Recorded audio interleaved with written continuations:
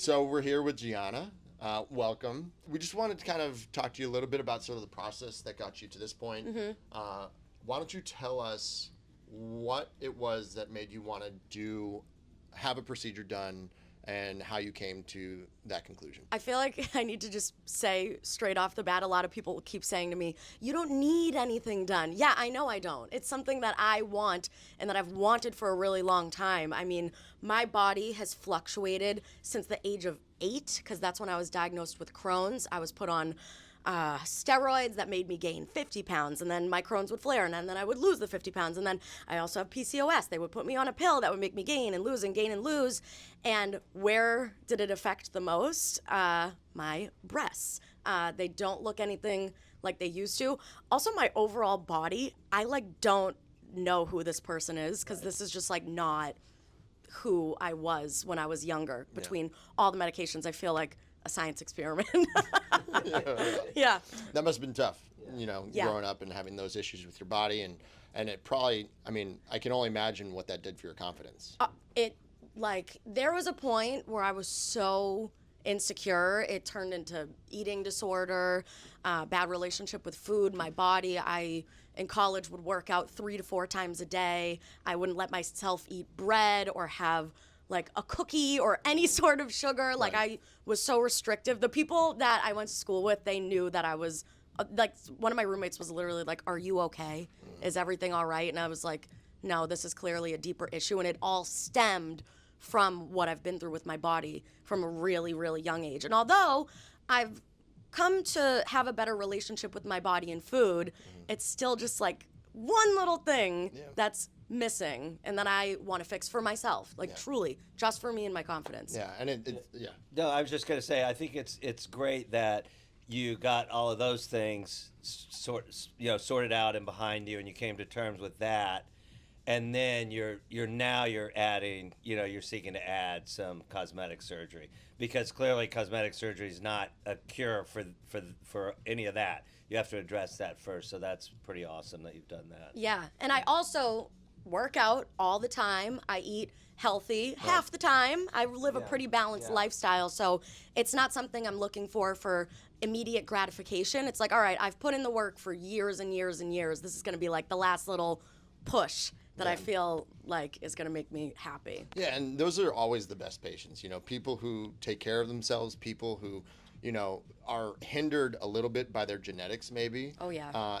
Everyone's different, and there's always going to be people out there that are talking shit about people getting plastic surgery. Why can't you work Always. harder? Why can't you do this better? Why don't you eat less? When it's not necessarily about that. You're clearly someone who cares about their wellness. You're clearly someone who's been in tune with their health for a long time.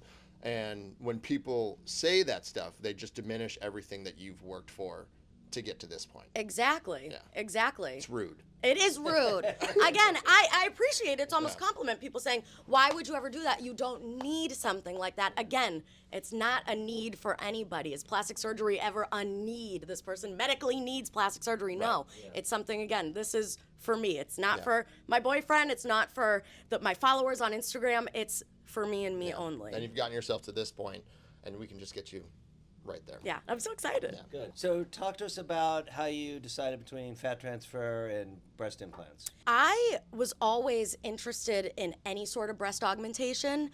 I was thinking about implants first because I didn't know the fat transfer existed. And then when I learned that it existed, I said, this is something that I feel most comfortable with because A, I'm afraid of implants because of my autoimmune disease. I know they might not go hand in hand, but I just don't feel comfortable putting something foreign in my body.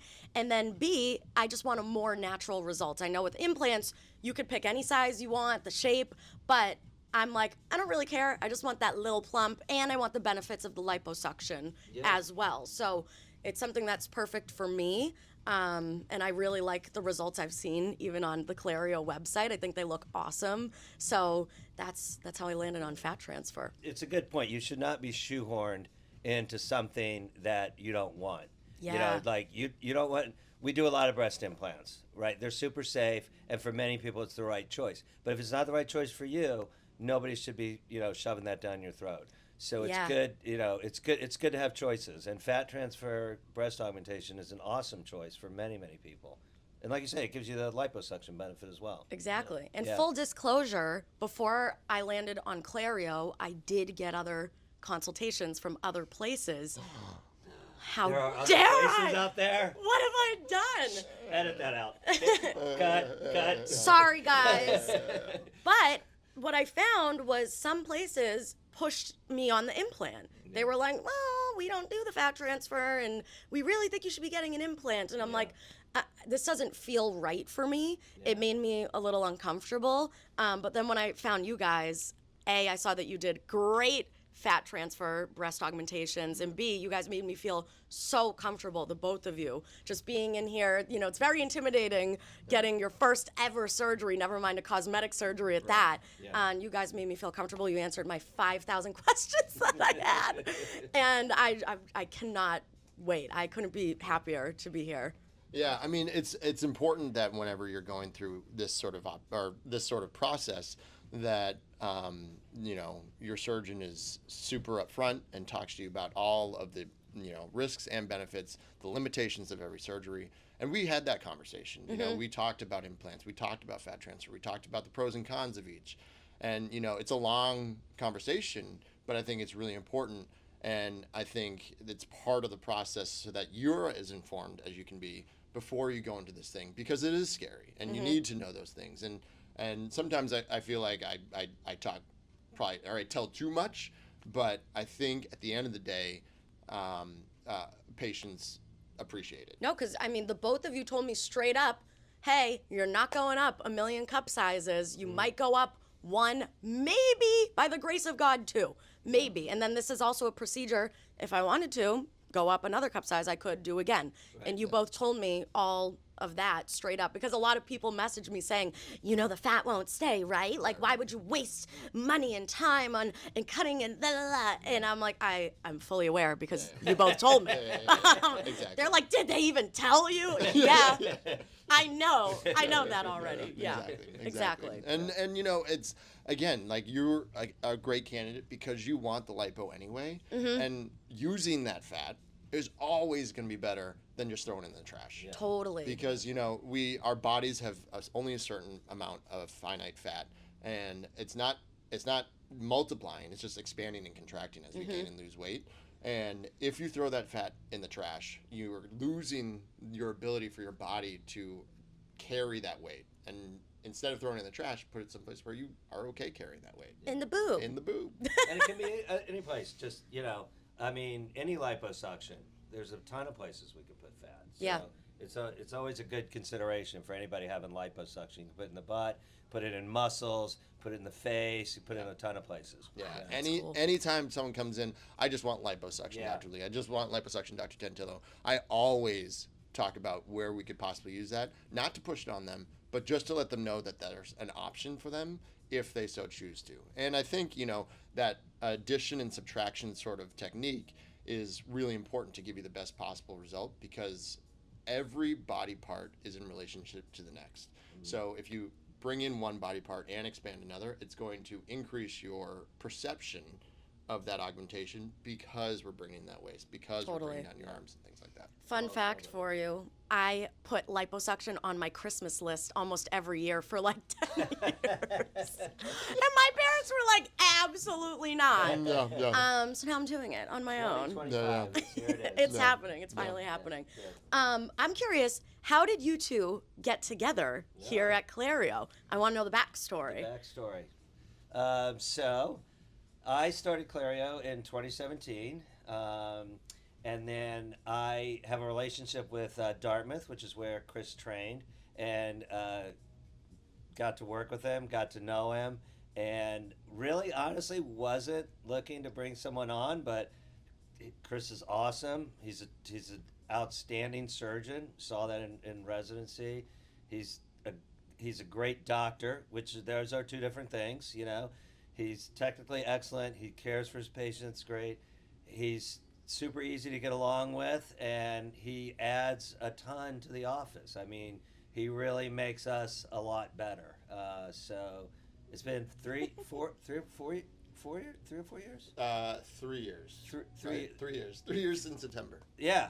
Almost So 3 years. yeah. So Clareo's a lot better off with Chris here. So yeah. And so we met exactly how Dr. Tantillo described. I was in residency. My program director knew Dr. Tantillo from med school. So he was like, I got someone, I know you're interested in doing private practice after you're done with training. This is a good guy to talk to.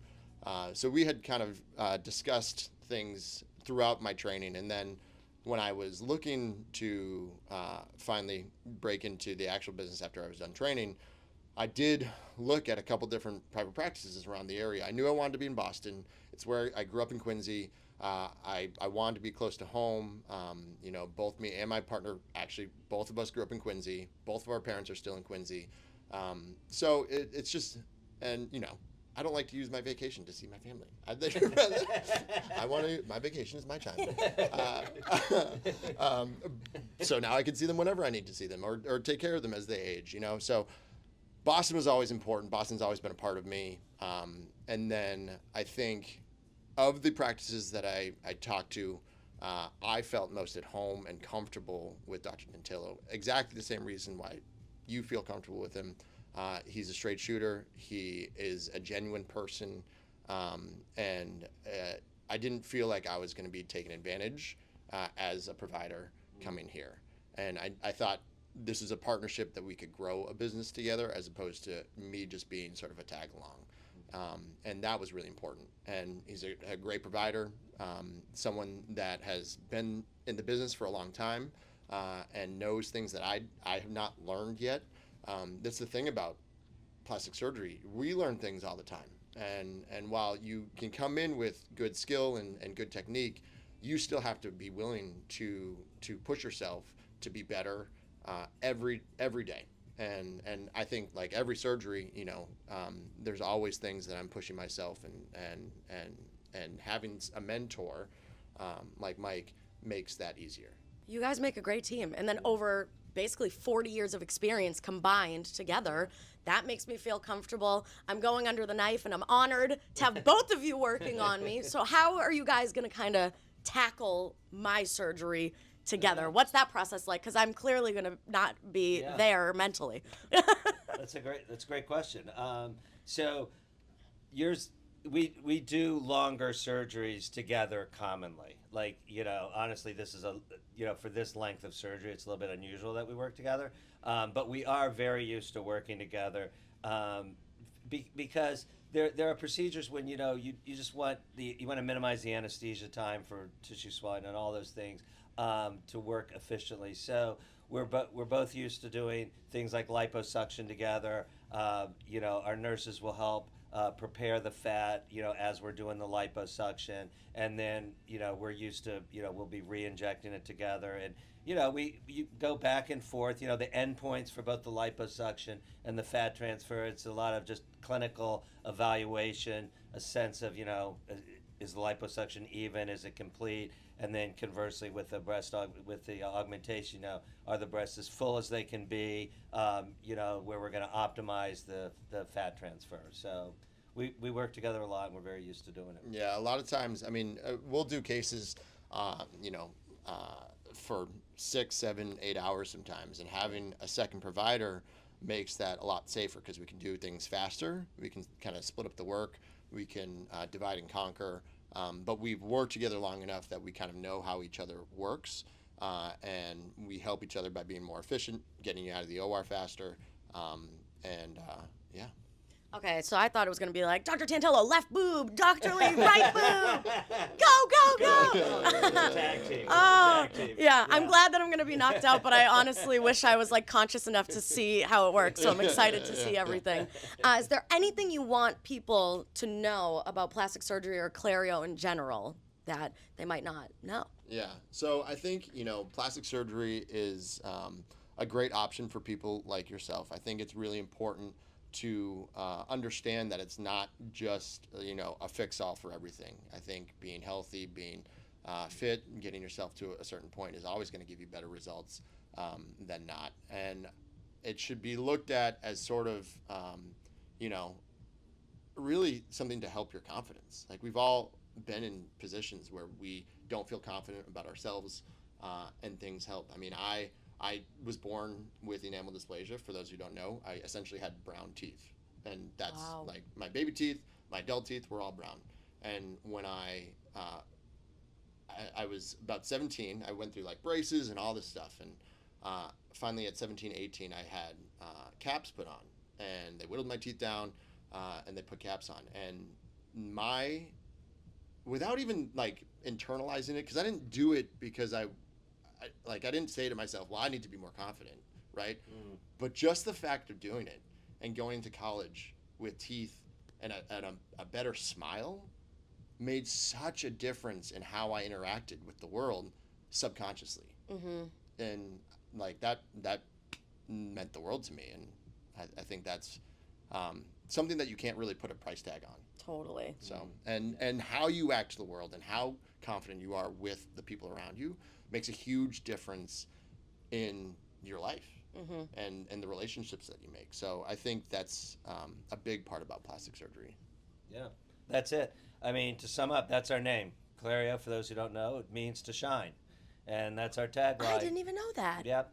Mind blown. Boom. I love that. And that's our tagline, let your confidence shine. So that's what we're all about.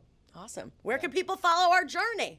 At Dr. Tantillo, at chrislee.md, and at Clareo Plastic Surgery. Yep, and Gianna Gravelisi. I'll be tagging all of the above, so follow along. Woo!